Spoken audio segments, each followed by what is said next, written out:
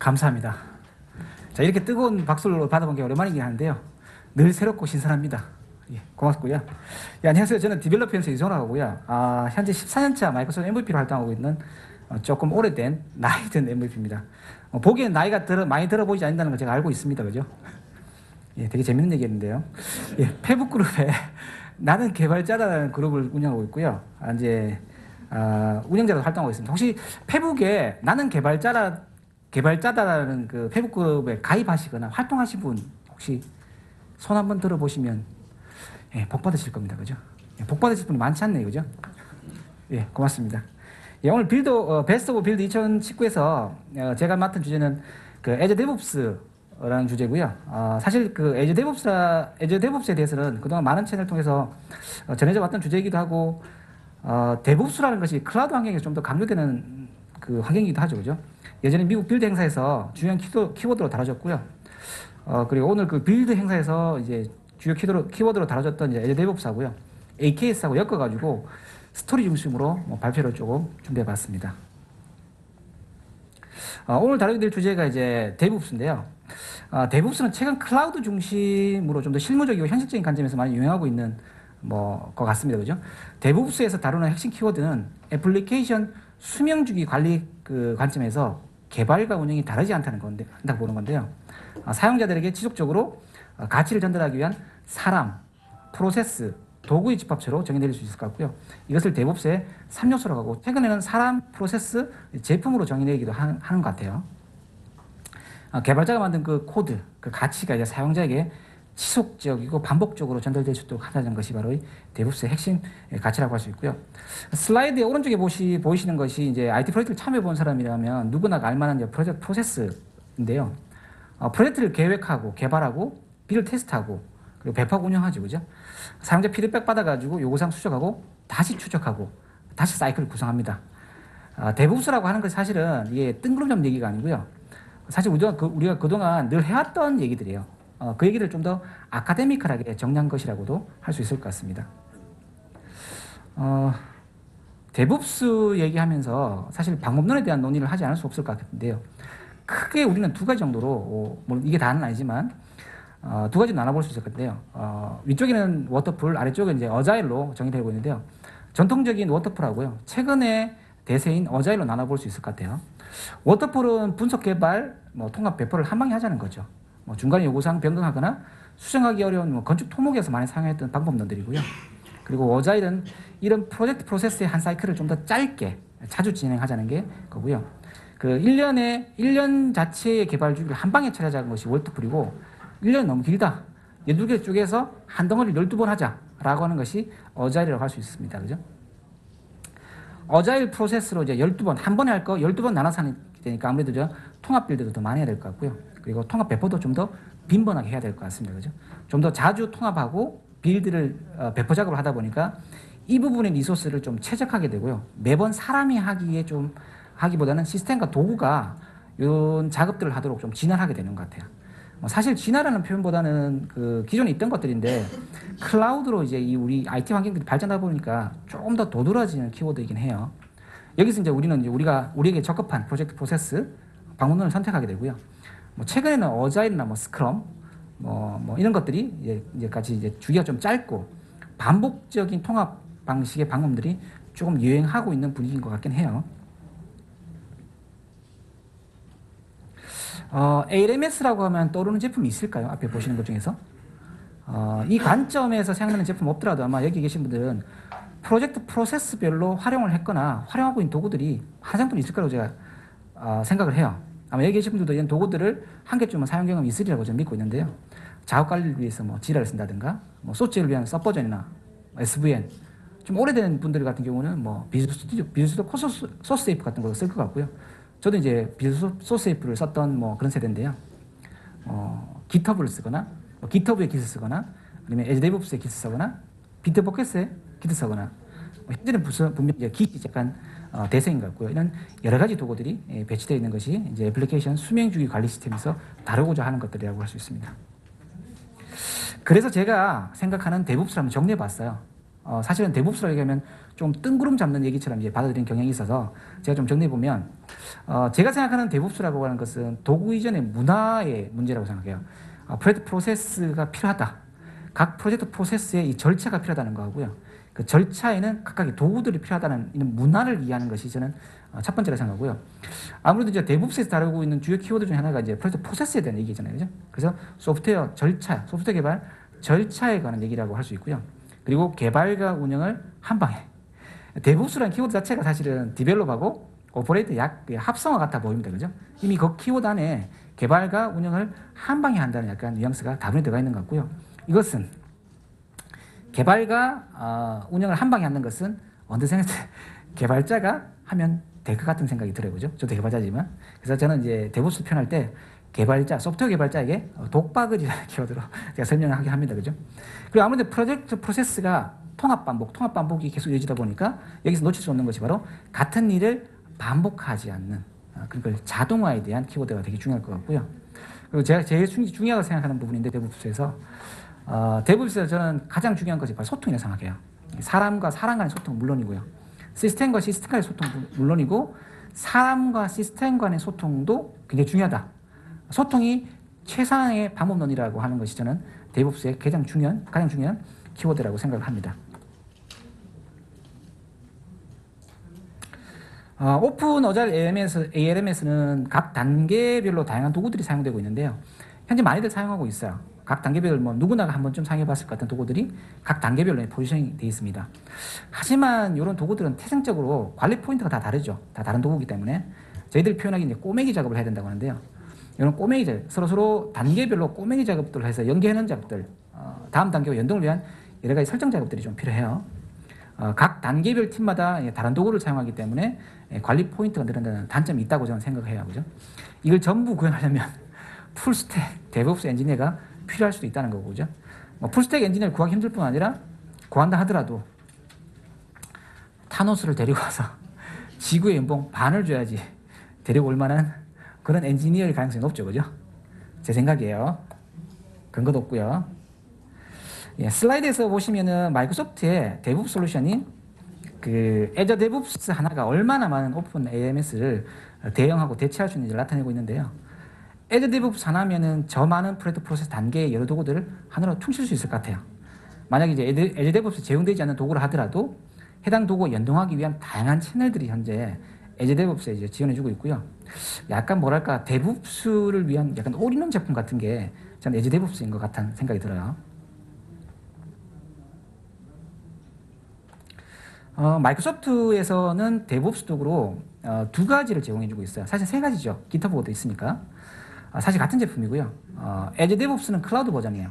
설치하고 관리하고 이런 거 없이 그냥 바로 가입하고 바로 쓸 수 있는 겁니다. 지금 바로 쓸 수 있는 거고요. 애저 데브옵스 서버는 도메인에 설치하는 온프라미스 버전을 말하는 거고요. 그리고 이제 데브옵스 얘기하다가 애저 데브옵스 얘기하면 전 사실 헷갈려요. 예전에 데브옵스하고 애저 데브옵스를 설명해야 돼요. 왜? 기술적인 키워드를 브랜드로 안 만들어놨죠.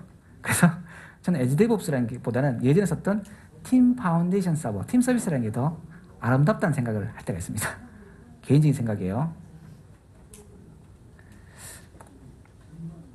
자, 애저 데브옵스는 이제 데브옵스의 각 단계별로 프로세스를 지원하고 도구를 지원하고 있습니다. 그죠? 물론 이런 단계별 프로세스와 도구들은 여러분들이 선택하는 방법론이라든가 도구에 따라서 다양한 세트가 제공이 되고 있고요. 애저 데브옵스는 크게 이제 5개 카테고리로 이제 프로세스를 나눠서 제공하고 있습니다. 이제 보드 단계에서는 요구사항, 추적, 여러분들이 알고 계시는 WBS, 내가 작업을 뭐뭘 할 거면 누가 이걸 할 건지를 정의되는 것을 관리하는 애저 보드 기능이 있고요. 애저 리파지토리는 딱 봐도 코드 저장소입니다. 그죠? 기시나 팀바운드는 소스 컨트롤. 네, 여러분들 입맛에 맞게 선택하실 수 있고요. 애저 파이프라인은 애저 데브옵스의 전 꽃이라 생각하고요. 가장 아름답고 강력한 도구가 애저 데브옵스의 파이프라인 도구라고 생각하고 있습니다. 그 2단계에서 CI/CD가 구체화되고 쉽게 되고 강력하게 됩니다. 그리고 이제 테스트 시나리오를 지원하는 도구하고요. 패키지 라이브러리 저장소인 애저 아티팩트가 있습니다. 뒤에 이제 실제 화면들 보시면서 좀 더 설명을 드리도록 하겠습니다. 빌드 행사에서는 애저 데브옵스라든가 AKS가 굉장히 비중 있게 다뤄졌는데요. 애저 데브옵스에 관리되는 프로세스 중에서 최종 패키지 산출물 서비스를 담당하는 배포 채널만 따로 좀 정리를 해서 얘기 좀 해야 될 것 같아요. 많이 봤던 화면이에요, 그죠? 우선 좀 이따 데모를 한번 볼 건데요.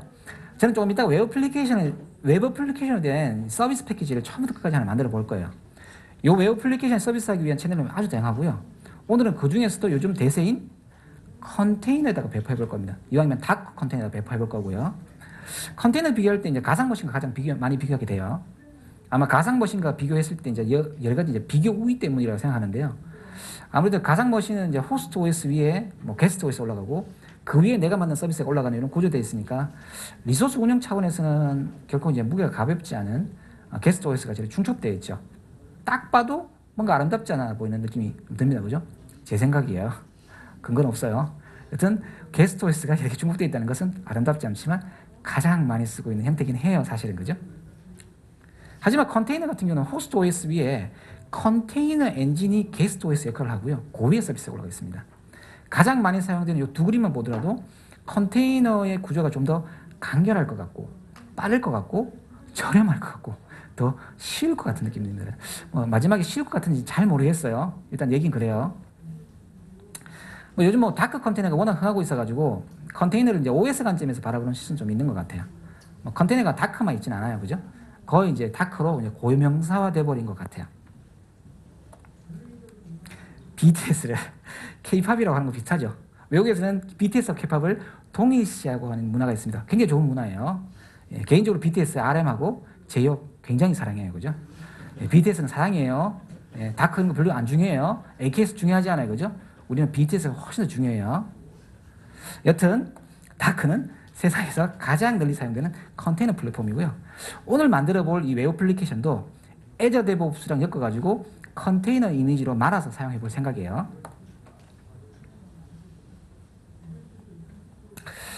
우리가 만든 서비스는 이제 웹 애플리케이션으로 컨테이너를 만든다고 말씀드렸는데요. 웹 애플리케이션, 웹 등은 이제 컨테이너 이미지로 잘 말려졌을 것 같아요. 데모하게 되면. 우리가 만든 서비스가 이제 이미지로 잘 말렸다면은 여기저기다가 이제 퍼다 쓸 수 있게 어딘가 담아둬야겠죠. 담아둘 곳이 필요한데 가장 일반적으로 쓰여지고 있는 퍼블릭한 컨텐츠 이미지 저장소가 이제 다커브인 것 같아요. 그죠? 아마 많이들 썼을 것 같긴 하고요. 베이스 이미지는 물론이고요. 우리가 만드는 이제 이미지들도 담겨가지고 함께 제공이 되고 있습니다. 그죠? 하지만 여러 가지 이유로 이제 컨테이너 이미지들은 프라이빗한 저장소에 담길 이유가 있습니다. 굳이 보안을 덜 먹이지 않더라도 컨테이너 이미지는 프라이빗한 저장소, 컨테이너 이미지는 적절한 장소에 서비스를 필요한 니즈가 있어요. 그죠? 클라우드에 이런 프라이빗한 저장소를 제공하는 것이 바로 애저 컨테이너 레지스트래요. 그러니까 다커브하고 컨테이너 레지스트라고 같다라고 생각하시면 될 것 같아요. 어찌됐든 간에 다커브에 담든 애저 컨테이너 레지스트 담든 이렇게 잘 담긴 이미지를 우리 목적에 맞게 서비스하면 되는 거겠죠. 다만 딱 봐도 애저 컨테이너 레지스트에 담아놓으면 왠지 애저에서 땡겨 쓰거나 꽁냥꽁냥하기 좋을 것 같은 느낌이 확 들어요. 그죠? 맞아요. 컨테이너 이미지를 서비스하는 여러 가지 채널들이 있어요. 여러 가지 채널들이 있어요. 오늘 우리는 마이크로소프트에 와 있으니, 마이크로소프트 행사에 와 있으니 애저 클라우드에 한번 집중해 볼 생각이고요. 컨테이너 이미지를 서비스할 곳으로 애저는 세 가지 정도의 채널을 활발하게 제공하고 있어요. 그렇다면 우리는 애저에 컨테이너 이미지를 서비스한다면 어디다가 서비스하면 우리가 행복해질 것인가? 라는 고민을 하게 돼요. 그죠? 예. 그러니까 애저 컨테이너 인스턴스라는 것이 있는데 이건 서버 없이 컨테이너 이미지를 서비스하게 해줍니다. 컨테이너 이미지를 구동하기 위해 서버 준비하거나 다크 엔진 구성하고 할 필요 없이 바로 사용하는 준비된 컴퓨터 노드이고요. 애저의 다른 서비스, 예를 들면 AKS의 버전 노드와 엮어가서 사용하기 좀 편하도록 만들어 둔 겁니다. 그리고 컨테이너를 위한 웹앱은 웹앱 포 컨테이너라고 하는데요. 웹 애플리케이션으로 말려있는 컨테이너 이미지를 서비스하기에 최적화되어 있는 서비스고요. 나름 확장성을 제공하고 있어가지고 요즘 애저 클라우드에서 핫한 파스 기반의 웹앱 기반의 서비스 중에 하나라고 할 수 있습니다. 파스 기반의 서비스를 저는 특징지을 때 크게 두 가지를 물론 여러 가지 많은 특징들이 있는데요. 클라우드의 파스 서비스 특징지을 때 저는 크게 두 가지를 설명해요. 첫 번째는 파스는 우리가 오늘 논의하고 있는 애플리케이션 수명 주기를 풀로 제공하는 것이 바로 파스 서비스고요. 두 번째는 파스 서비스는 내가 굳이 고민하지 않더라도 고가용성과 고운용성을 위해서 누군가가 책임을 져주는 서비스가 파스 서비스입니다. 그 누군가가 누굴까요? 바로 클라우드 공급자겠죠. 그죠? 그래서 좀 파스 하는 것 같아요. 발음은 파스 아니에요. 먹는 파스 아니고요. 그죠? 예. 웹 클라우드의 매니지드 서비스를 통칭할 수 있는 팟 서비스를 말하는 거겠죠, 그죠? 오늘 많은 수의 세 번째로 많은 수의 컨테이너들 자동화하고 관련한 방법, 상호작용하는 방법을 오케스트레이션이라고 해요. 많이 사용되는 이 오케스트레이터는 쿠버네티스 들어본 것 같아요, 그죠? DCOS, 닥스스웜 들어본 것 같아요. 뭐 이런 것들이 있는데요. 최근에 컨테이너가 다커로 해체하고 있는 것처럼 이 오케스트레이터도 쿠버네티스로 해체하고 있는 것 같아요. 모이고 있는 게 아니라 사실은 뭐 거의 요즘 뭐 쿠버네티스죠. 최근 클라우드 내에서는 대부분 회사들은 행사가 보면 거의 뭐 쿠버네티스 키워드로 굉장히 많이 뭐 얘기하고 있어요. 이들뿐만 아니라 뭐 다른 타사들 같은 경우도. 오늘 우리가 데모에서 만들어 볼 웹앱도 애저의 풀 매니지드 쿠버네티스 서비스인 AKS를 최종 프로덕트 타겟으로 지정하고 거기다가 배포 한번 해볼 거예요. 애저 데브옵스하고 AKS의 콜라보 쉽지 않아요. 쉽지 않아요. 그렇다고 딱히 어렵지도 않아요. 확실치 않아요. 확실치 않아요. 딱히 어렵지 않은지는 확실치 않아요. 제 생각에 이것도. 자, 백문이 불여일 데모예요. 그죠? 백문이 불여일 데모예요. 직접 한번 해보도록 할게요. 자, 우리 어떻게 해볼 거냐면요. 어자일 프로세스에서 하나의 프로젝트, 하나의 주기, 하나의 작업 덩어리, 하나의 스프린트를 떼가지고요. 처음부터 끝까지 한번 돌려볼 거예요. 슬라이드의 빨간 박스. 요 놈이죠, 요 놈. 요 빨간 박스를 지속적으로 통합, 반복, 통합, 반복. 언젠가는 프로젝트가 끝나지 않겠어요. 그죠? 저 빨간 박스 하나의 사이클로 우리는 스프린트를 진행할 겁니다. 이 빨간 박스를 1년짜리로 하는 워터풀을 할 거냐, 이 빨간 박스를 하루짜리, 2주나 4주짜리의 어자일로 할 거냐는 여러분 선택지다. 그죠? 우선 저 빨간 박스 하나를 풀로 한번 만들어보는 시간을 가지도록 하겠습니다. 에즈에서 가장 기본이 되고 있는 데브옵스 프로세스예요. 더더더 뭐 딱 요거예요. 요까지인 것 같아요. 여기에 이제 살이 한 땀 한 땀 붙어 나가는 것 같은데요. 작업 내역 요청이 있을 것 같아요. 그죠? 요청이 있어 일어나는 거예요. 그죠? 그 요청 받아서 개발 진행될 거고요. 개발 산출물이 개발 코드는 코드 저장소에 보관이 될 거예요. 뭐 당연히 얘기겠죠. 그죠? 코드 리파지토리 아마 기스 쓸 것 같아요. 딱 봐도. 아마 통합 빌드를 수행하기 위해서는 아마 마스터 코드 저장소가 있을 것 같고요. 개발 코드를 만들어내는 것은 개발자 한 명이 아니죠. 사실은. 저그 개발자도 있고 테란 개발자도 있고 마린 개발자도 있고 진력 개발자도 있어요. 그죠? 중요한 거는 이 개발 코드를 만들어내는 것은 이 팀이 중요하다는 거죠. 그네들이 누군가 한 명 독박을 써서 통합 빌드하고 통합 배포하기 뭔가 좀 찝찝함이 있다는 거예요. 왜? 체크인하지 않고 퇴근하면 어떡해? 그죠? 그런 생각할 수 있잖아요. 커밋하지 않고 오류가 나는 것을 커밋하는 이 나쁜 놈들이 있단 말이에요. 세상에 살다 보면. 그죠? 그런 사람들을 위한 검증을 갖다가 저그 개발자 한 명이 독박 쓰기 좀 불편하다는 거예요. 그래서 통합 반복에 있어서 이런 CI/CD 작업, 반복되는 CI/CD 작업을 누군가가 대신해 주는 작업 해줄 사람이 필요해요. 우리는 애저 데브옵스의 애저 파이프라인을 CI/CD 도구로서 활용해 볼 거예요. 그리고 해당 코드 검증을 위한 테스트 프로젝트 진행될 거고요. 프로덕션에 배포하기 전에 검증을 위해서 스테이징 먼저 배포되겠죠. 내가 공연공에서 만드는 거 검증되지 않았어. 이걸 프로덕션에 바로 배포될 일이 있어요, 없어요? 그건 안 돼요. 그 사람은 잡아서 가둬야 돼요. 네? 반드시 프로덕션을 배포하기 전에는 그 프로덕션이 정상적으로 우리 비즈니스의 가치를 구현하고 있는지를 사람이 체크하거나 시스템이 체크해야 된다는 거예요. 사람이 체크한다면 한 땀 한 땀 클릭해보면 돼요. 시스템이 할 때는 어떻게 해요? 그 프로젝트와 쌍으로 테스트 프로젝트를 구성하고 그 테스트 프로젝트가 그 애플리케이션 비즈니스 로직들이 제대로 구현하고 있는지를 체크하고 그 다음 스텝으로 넘어가야 될 거예요. 그죠? 우리는 후자가 좀 더 우리를 행복하게 만드는 것 같아요. 그죠? 한 땀 한 땀 하기는 한두 개는 괜찮지만 100개 너무 많잖아요. 1000개는 어떡할 거예요. 그죠? 예. 그래서 그런 테스트를 하고 이제 스테이징으로 갔다가 이제 검증이 됐을 때 이제 프로덕션 넘어가는데 스테이징에서 프로덕션 넘어갈 때는 이제 아무래도 개발자는 책임지는 존재가 아니죠. 구현하는 존재잖아요. 누군가가 스테이징에서 프로덕션 넘어갈 때는 책임질 누군가가 필요합니다. 바로 팀장님의 승인이 필요하다는 거죠. 그죠? 그런 프로세스까지 할 수 있다면 한번 해보도록 하겠습니다. 예, 테란 팀장이 이렇게 생겼을 줄은 아무도 몰랐죠. 예. 예, 찌리처럼 보이는 건 기분 탓이에요. 기분 탓이에요. 이런 분 진짜 있어요. 요구사항은 무조건 100% 수용하는 거죠. 그죠? 이유 없어요. 뭐든 시키면 전 진주처럼 일할 거예요, 저는요. 저는 그래요. 저는. 예. 테란 팀장님은 주로 이제 작업 요청을 정리하고 전체 프로세스를 관리하고 책임지게 되겠죠, 그죠? 오늘은 주로 일을 시키는 역할을 하게 될 거고요. 그리고 이제 스테이징에서 프로덕션 넘어갈 때 오케이 배포해라고 하는 승인을 하는 역할을 하게 될 것 같습니다. 예, 게시판 만들라고 시키면 왠지 회사를 사버릴 것 같은 느낌인 거죠. 예. 여러분들 알고 계시는 이 저거 개발자가 이런 사람일 줄 알고 상상 못했죠. 예, 기분 탓이에요. 알고 계시는 그분이라고 생각하는 기분 탓이에요. 기분 탓. 아니에요. 이분은 저거 개발자예요. 그죠? 테란 팀장이 할당한 일을 수행하고요. 오늘 요청된 작업 내역을 주로 수행하고 빌드하고 배포하고 하는 작업들을 주로 이분이 할 거예요. 물론 빌드하고 배포하는 작업은 이분이 하시다기보다는 이분이 할 수 있도록 그 환경을 구성하고 꾸리는 작업을 하겠죠. 잘 환경을 구성해두고 아마 에지 데브옵스에 해라고 툭 던지는 작업을 아마 이 저거 개발자가 할 것 같고요. 아마 데브옵스 프로세스에서 가장 많은 포지션을 책임지고 있는 사람이기도 해요. 이분이. 친해지고 싶어요. 현업 담당자예요. 딱 봐도 독사같이 일어나고 놀러 가는 느낌이죠. 그죠? 누구라고 말은 못하겠지만 저랑 비슷하게 느끼는 건 기분 탓이에요. 네, 기분 탓이에요. 예, 이 현업 담당자는 오늘 운영에서 배포된 서비스 패키지를 둘러보고 오류 사항을 체크하거나 수정 요구나 버그, 변경 요청들을 아마 통해서 요청하게 될 거예요. 이때 사용하는 것이 에저보드 같은 도구를 쓰게 될 거예요. 자, 그래서 이렇게 한번 해볼 거예요. 오늘 기본 사이클, 우리 프로젝트 기본 데브옵스를 구성해 보고요. 이후에 하나하나 한 땀 한 땀 각 단계별로 살을 붙이는 작업을 해볼 거예요. 그리고 고도를 해나가면 될 것 같아요. 자, 우선 데모를 한번 해볼게요.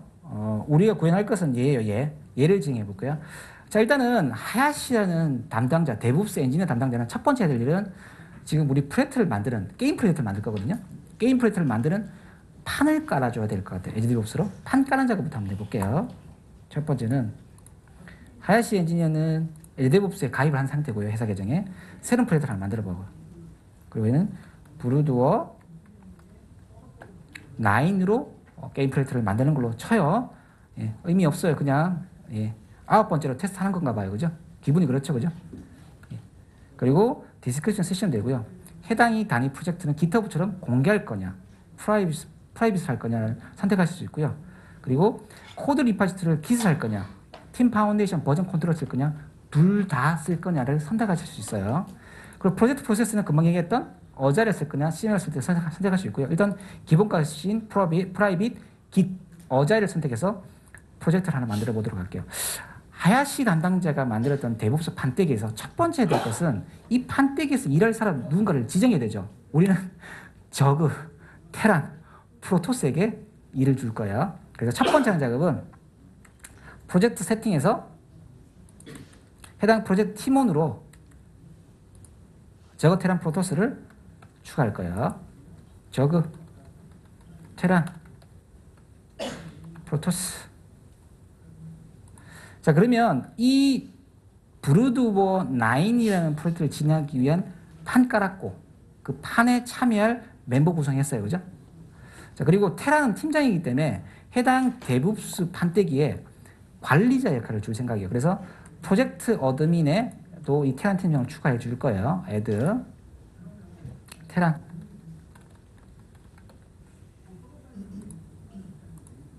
자, 첫 번째 판 까는 작업이 끝이 났어요.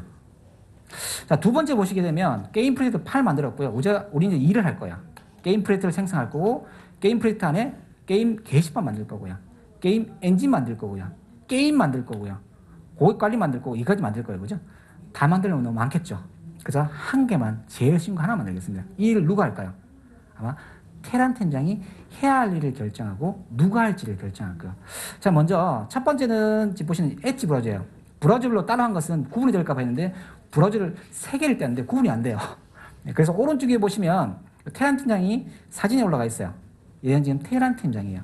이제 엣지를 쓰고 있고요. 자, 테란 팀장이 처음에 할 것은 어떤 일을 누가 할 건지, 무슨 일을 누가 할 건지 결정하는 건데요. 좀 전에 만들었던 브루드워 9 프로젝트를 가가지고요. 여기서 해당 이제 해야 할 작업들을 정의하는데 그 해야 할 일을 정의하고 정리하는 역할을 하는 것이 애저 보드라는 것이 기능이에요. 여러 가지 메뉴들이 구성되고 있긴 하지만 실제적으로는 사실 같은 놈이에요. 우선 새로운 기능 몇 개를 추가해 보도록 할게요. 피처를 추가해 보도록 하고요.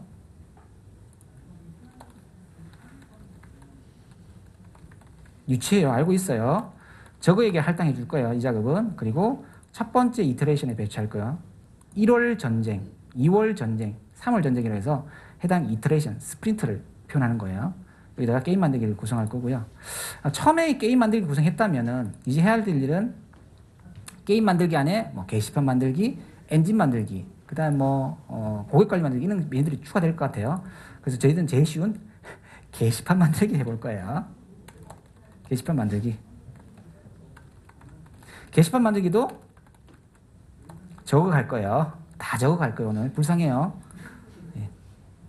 자, 게시판 만들기에서는 작업을 두 가지 줄 거예요. 첫 번째는 웹 프로젝트 만드는 거랑 라벨 변경하기 만드는 거. 그리고 어쩌고저쩌고 어쩌고저쩌고 작업들을 쭉 할당해 나갈 거예요.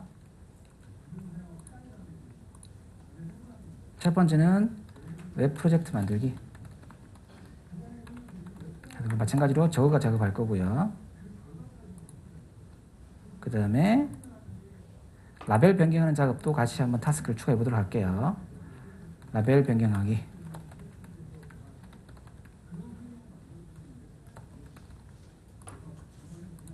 저장. 자, 그럼 첫 번째 테란 팀장이 해야 할 일이 끝이 났어요. 어떤 일을 할지 누가 할지를 결정했어요. 이제 저거 개발자는 아침에 출근해서 뭐 하면 돼요? 자기한테 할 일이 있는지를 확인하는 작업을 할 거예요. 저거 엔지니어는 크롬을 쓸 거예요. 개발자는 크롬이죠, 그죠? 괜찮을지 모르겠네요. 자, 개발자는 크롬 브라우저를 써요. 딱 봐도 크롬이죠, 그죠? 저거 개발자예요. 자, 저거 개발자 아침 추워서 내한테 할당되는 방법을 일을 체크할 거예요. 체크하는 것도 애저 보드에서 할 거예요. 왜? 애저 보드가 바로 우리가 알고 있는 WS, 엑셀을 많이 다룬 WBS의 역할을 해요. 그래서 마찬가지로 보드에 들어가게 되면 스프린트 보게 되면 현재 나한테 배정의 항목들이 죄송해요. 6번이 아니고 9번이죠. 그죠? 9번에 가보게 되면 보드에 보면 좀 작죠? 스프린트 보면 현재 내한테 새로운 작업이 올라와 있는 걸 알 수가 있어요. 이제 저 개발자는 뭐 해야 돼요? 수용해야죠. 뭐 시키면 시킨 대로 해야 되죠. 그죠? 불쌍해요. 자, 웹프로젝트 액티브 하고요. 라벨 변경 액티브예요. 이제 테란 팀장은 뭐예요? 출근해서 내가 시킨 걸 얘가 받아 먹었나 안 받나 확인해야 되죠. 마찬가지로 다시 크롬으로 엣지로 넘어와요.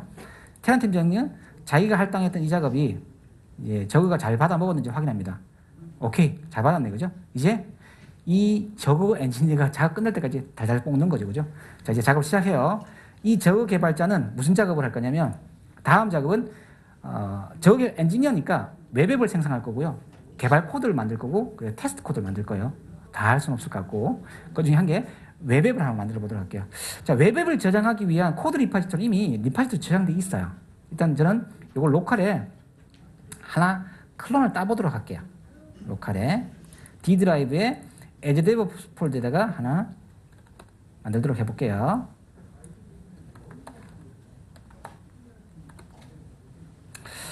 일단 원격 코드 리파지토리에 대한 로컬 코드 리파지토리 복제가 구성되어 있고요. 여기다 공룡 하게 되면 이제 Azure DevOps 코드 리파지토리에 내 코드가 보정 관리되고 향상 관리되고 브랜치로 PR 되고 뭐 그런 것들 되겠죠, 그죠? 자, 여기다가 저는 첫 번째 미션인 웹앱 만들기를 한번 구성해 보도록 할게요. 자, 일단은 비주얼 스튜디오 개발자가 가장 사랑하는 도구인 비주얼 스튜디오 2019를 통해서 센스 있게 관리 작업을 시작해 보도록 할게요. 자, 비주얼 스튜디오로 이제 첫 번째 미션은 웹 프로젝트 만들기를 구성해 볼 거예요. 새로 만들어 볼 거고요. 우리는 컨테이너에 올라갈 이미지를 만들 거기 때문에 .NET 코어 베이스의 AS.NET 코어로 웹 애플리케이션을 만들 거예요. .NET 코어의 경로는 아까 보셨던 요 경로죠. 이제 데브옵스 밑에 브루드워 9이라는 폴더에서 만들었고요. 프로젝트면 그냥 웹 프로젝트 1 그대로 쓰도록 할게요.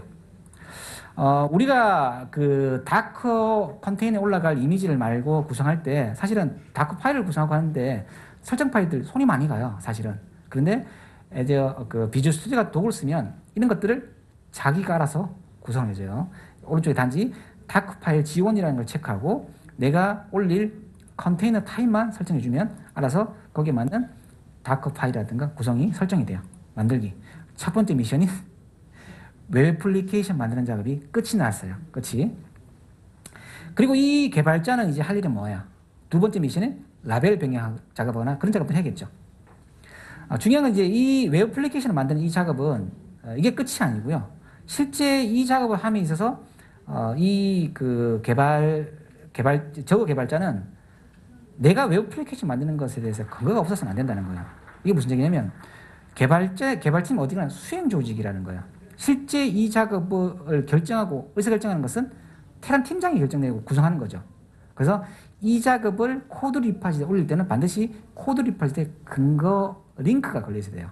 그걸 좋아할 수 있도록 오른쪽 밑에 팀 탐색기를 보게 되면 여기에 좀 전에 구성했던 우리 에즈 데브옵스 폴더로 연결하도록 하고요.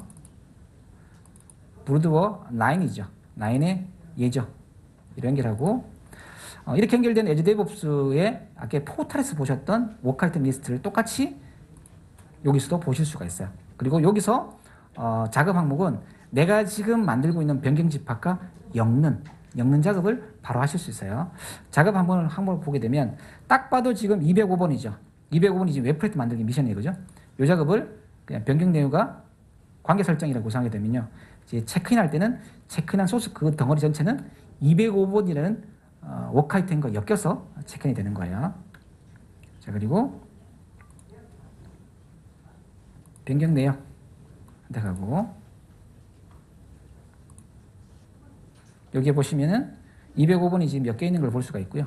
이제 커밋 하기 전에 커밋 메시지를 넣으면 되겠죠. 웹 프로젝트를 만들어 보아요. 라고 하고 이제 커밋하면서 바로 동결을 할게요. 자, 괜찮아요. 얘는 어느 정도는 뭐 괜찮아요.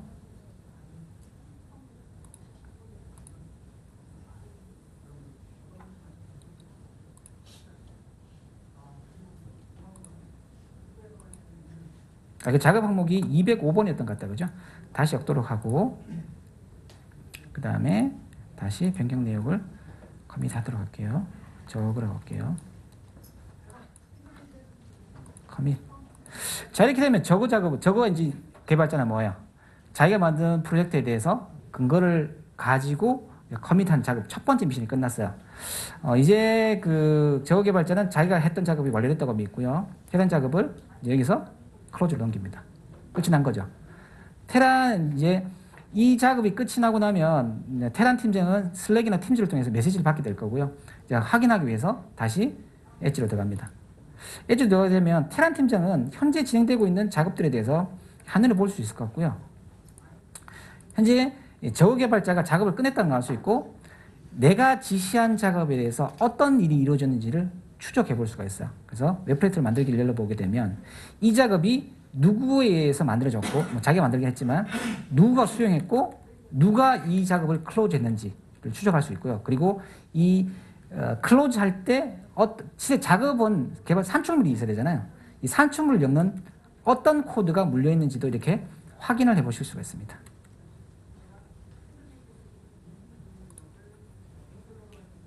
괜찮아요.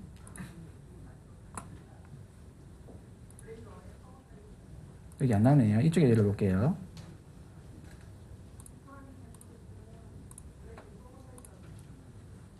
아직 커밋이 안 됐네요. 죄송합니다. 자, 로컬에서 변경 사항을 갖다가 이제 코드, 에즈 데브옵스 코드 리파지토리 이제 커밋을 했어요. 자, 그러면 이제 저거 개발자는 이제 완료를 쳤고, 이제 테란 팀장은 이제 자기가 지시했던 작업에 대해서 목록을 확인하고요. 해당 작업에 대해서 어떤 변경이로 작업된지를 확인하고 실제 어떤 코드가 괜찮아요. 다 의도한 거예요. 지금 제가 다 의도한 거예요. 올라왔는데 그죠? 왜 이게 안 물려있지? 예, 여기서 코드를 바로 추적할 수 있고요. 10분 남았나요? 아, 그래요?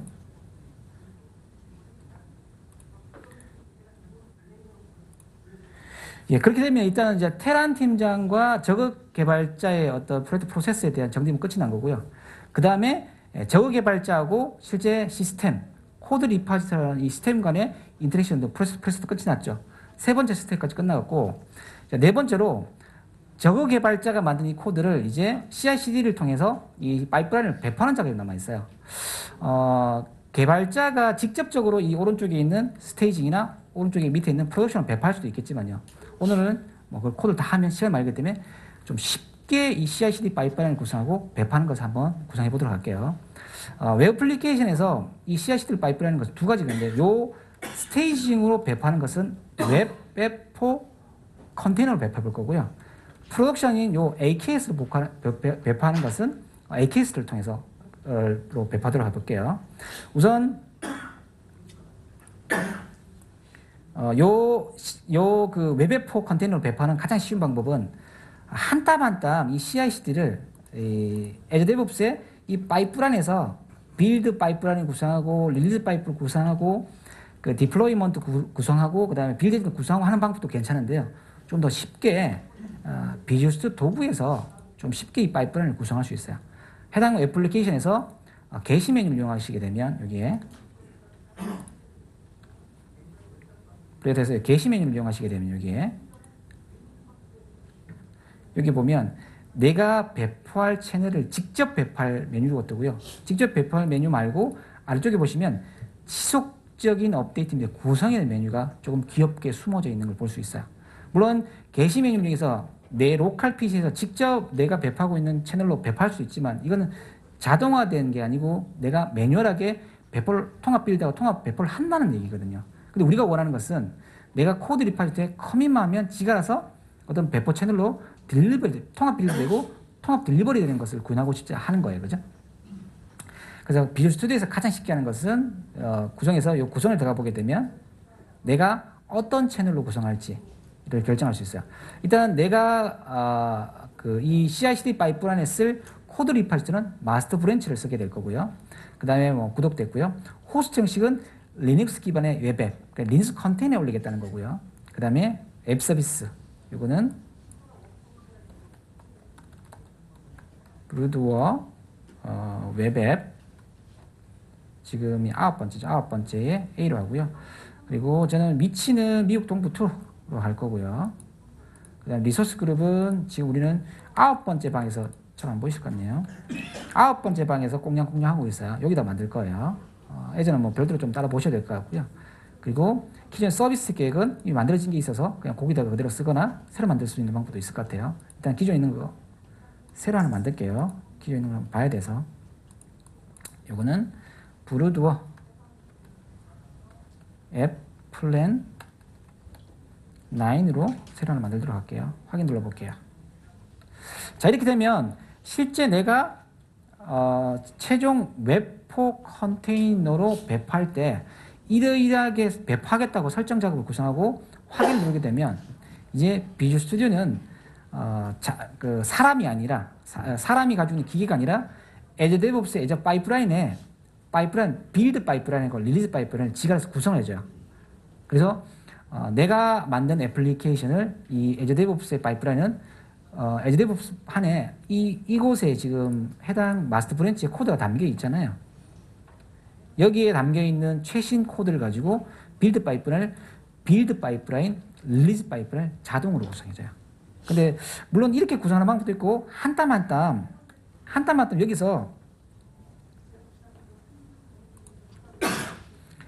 여기서 빌드 유닛을 U 파이프라인에서 만들고 릴리즈 파이프 만들어도 돼요.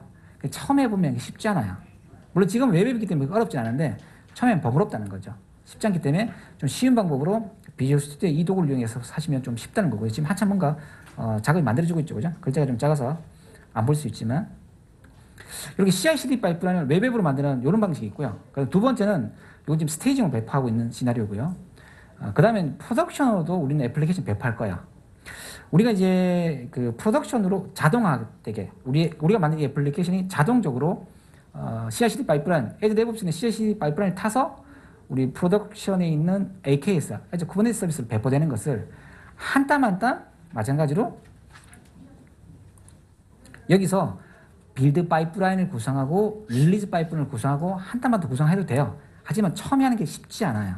쉽지 않아요. 그래서 많이 활용할 수 있는 게 마법사를 이용할 수 있는데요. 지금 우리는 비주얼 스튜디오가 해당 에저 파이프라인을 내가 배포할 곳으로 뚫어주는 작업을 해주잖아요. 반대로 AKS는 반대로 자기가 구성할 프로덕트 서버를 땡겨주는 설정을 해줄 수 있어요. 그래서 보시게 되면 제가 미리 AKS는 하나 구성을 해놨거든요. 에저 데브옵스에 첨부는 화면일 수도 있겠지만 이게 지금 에저 데브옵스의 9번째 브로드와 9번째 방에 있는 에저 데브옵스인데요. AKS인데요. 여기 있는 AKS 보면 이게 지금 AKS예요. 이 채널이 AKS에 대한 자세한 얘기는 다음 시간에 김두근 강사님이 AKS만 주제를 가지고 1시간 동안 얘기해 주실 거예요. 그죠? 오늘은 일단 제 세션은 에저 데브옵스를 가지고 AKS로 배포하는 얘기를 하게 될 거예요. 자, 이 AKS로 배포하게 되면 우리가 에저 데브옵스의 파이프라인을 직접 이렇게 뚫는 방법도 있겠지만 반대로 내가 배포할 채널에서 반대로 이 코드를 끌어오는 설정으로 하실 수가 있어요. 그때 사용하는 것이 여기 있는 배포 채널이에요. AKS의 배포 센터를 이용하실 수 있어요. 불러 한번 들어가 볼게요. 배포 센터를 이용해 들어가 보면 내가 갖고 올 채널을 시작하고 나는 에저 리파지토리에서 코드를 갖고 올 거예요. 그리고 다음 그 다음에 조직과 내가 갖고 올 것은 9번째 프로젝트죠. 그죠? 글자 좀 작죠? 9번째 프로젝트고 리파지토리도 9번째 리파지토리를 쓸 거예요. 여기서 해당 코드를 갖고 올 거고요.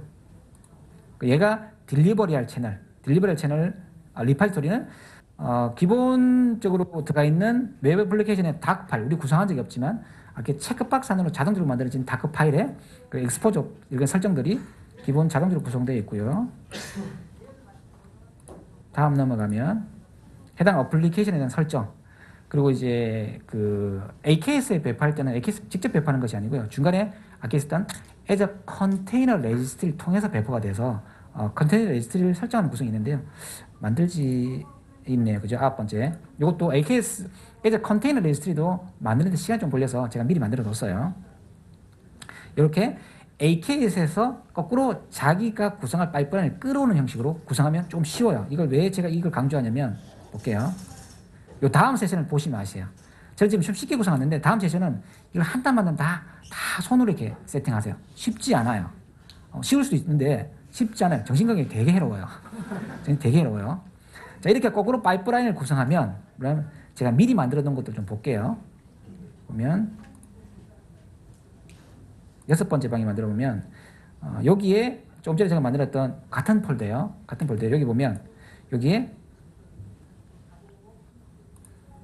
이렇게 자기가 알아서 데브옵스 파이프라인을 구성해 놓고요. 이 파이프라인 구성에 채널을 들어가 보게 되면 반대로 에저 데브옵스 들어가 보면 이 9번째 방이 아니고 6번째 방, 좀 전에 만든 6번째 방, 시간이 많이 걸려요. 이게 시간이. 그래서 미리 만들어 놨어요. 6번째 방에 들어가 보면 이렇게 똑같이 파이프라인이 만들어진 걸 볼 수가 있어요. 그러니까 웹앱으로 만들었던 웹앱4 컨테이너 만드는 파이프라인 하나 있고요. 그 다음에 AKS로 만든 파이프라인 하나 있어요. 이걸 한 땀 한 땀, 한 파이프라인만 들어가 볼게요. 이게 지금 웹앱으로 만든 파이프라인이고 이게 AKS로 만든 파이프라인이거든. 빌드. 들어가 보면 이건 빌드이기 때문에 별로 어렵지 않아요.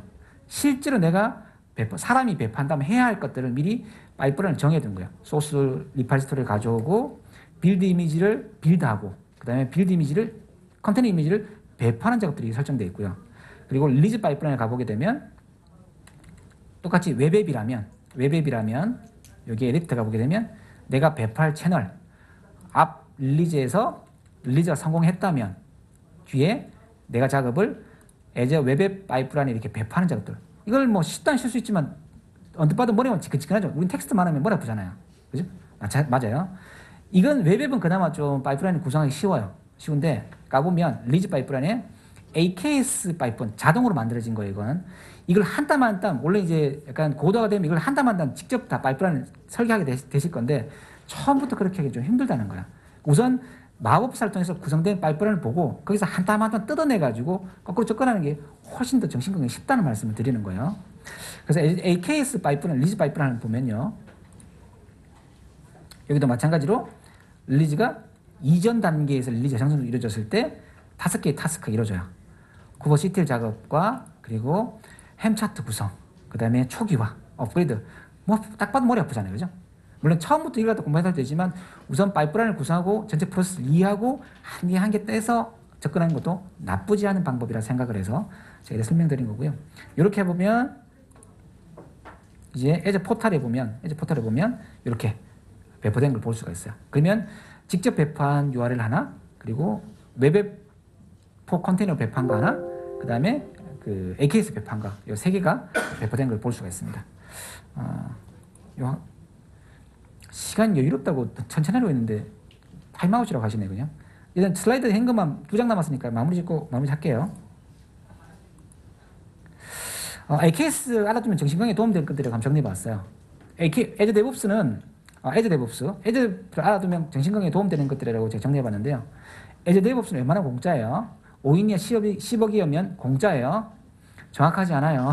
확인해봐야 돼요. 그렇게 기억하고 있어요. 자, 워크 아이템 같은 것들은 사용자들이 커스터마이징 할 수 있어요. 우리 WBS 같다라고 한 거 있죠. 그것은 각각 회사들마다 자체적으로 쓰는 대부분의 지라를 쓴다든가 엑셀을 쓴다든가 자체적으로 쓰는 거 있어 커스터마이징 할 수 있도록 API를 제공해주고 있어요. 제가 그런 노가다를 자주 해요. 개발 코드는 굳이 Azure DevOps에 Git 리파시 안 해야 돼요. GitHub여야 되고요. 비트버킷이도 SVN이어도 돼요. 원하는 아무런 코드 리파지터로 돼요. 단지 파이프라인만 Azure DevOps 파이프라인 위에 구성한다 생각하시면 될 것 같고요. 그리고 팀즈나 슬랙을 통해서 Azure DevOps 파이프라인에 굉장히 많은 이벤트들이 있겠죠. 승인 났다, 배포 끝났다, 배포해라라는 그런 이벤트 많을 건데요. 이것들이 팀즈나 슬랙을 통해서 굳이 Azure DevOps 포털 들어가지 않더라도 이 협업 도구를 통해서 바로 할 수 있도록 연계하는 굉장히 많은 익스텐션이 제공되고 있고요. Azure Kubernetes를 한 번도 안 써본 사람 있지만 한 번만 써본 사람은 없다는 말이 믿거나 말거나예요. 믿거나 말거나요. 예. 행복시키는 방법 많아요. 블랙핑크랑 베이타기 완전 좋죠. 좋아요. 로또 당첨 더 좋아요. 하지만 개발자라면 역시 Azure DevOps를 이용하시면 행복해질 겁니다. 예, 긴 시간 들어주시면 고맙습니다. 고맙습니다.